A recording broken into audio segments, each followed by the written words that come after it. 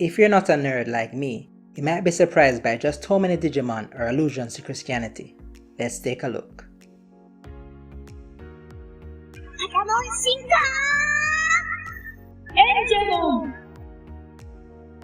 In case you weren't aware, Digimon is short for Digital Monsters. It's a franchise in which monsters of all shapes and sizes grow, battle, and change form, becoming stronger. One of the most interesting aspects of Digimon lore to me has always been the idea that the digital world, and thus the Digimon themselves, are connected in some way to the so-called real world, the world you and I live in.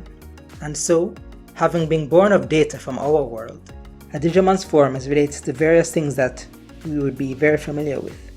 There are plant Digimon, dog Digimon, food Digimon, even vehicle Digimon. Today though, we're going to talk about Digimon that are allusions to things in Christianity.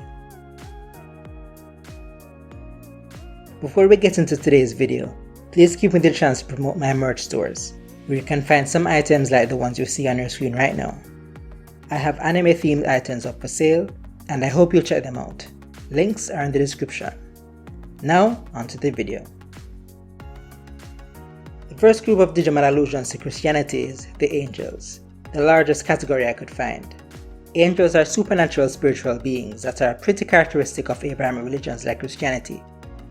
In the modern day, they are often depicted as humanoid with bird-like wings on their backs, and that is exactly what most angel Digimon look like.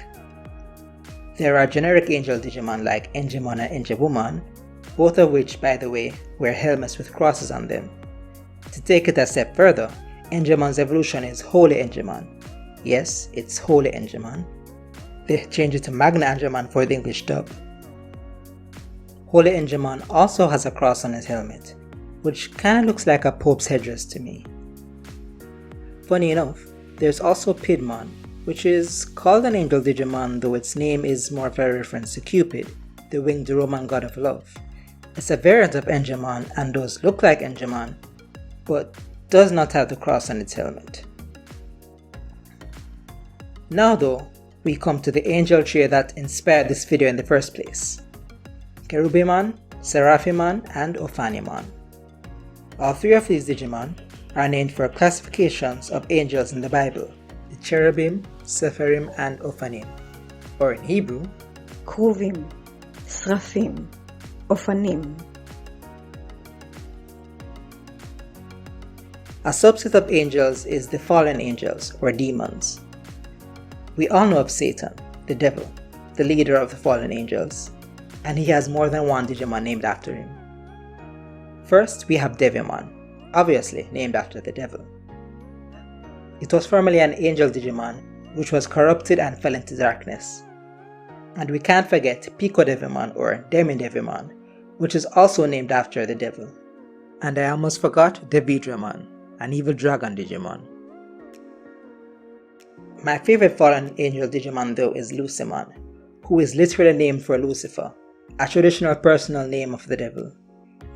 This brings us to Cherubimon. Yes, Cherubimon has a corrupt or evil form, and I think it is very fitting that they chose this Digimon to give that evil form.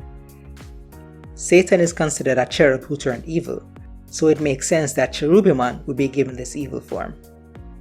And finally, there's Daemon, who's literally just named after demons. Now on to the next category, Digimon who are based on God.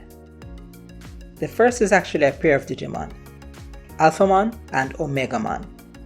If you know your Greek, then you know that Alpha and Omega are the first and last letters of the Greek alphabet respectively.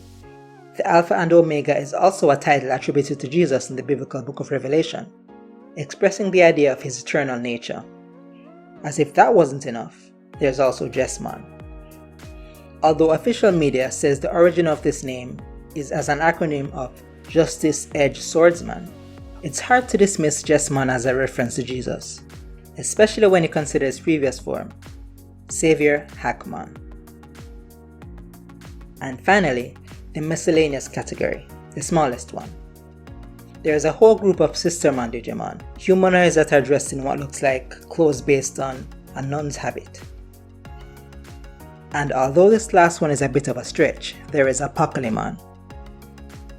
Today, The word apocalypse means the complete destruction of the world, but it is also another name for the book of Revelation, which is famous for predicting the end of the world. This connection is strengthened by the idea that Apocalypse is associated with ancient texts. And that's it for now. I'm sure there are more, so if you know some, feel free to share them in the comments.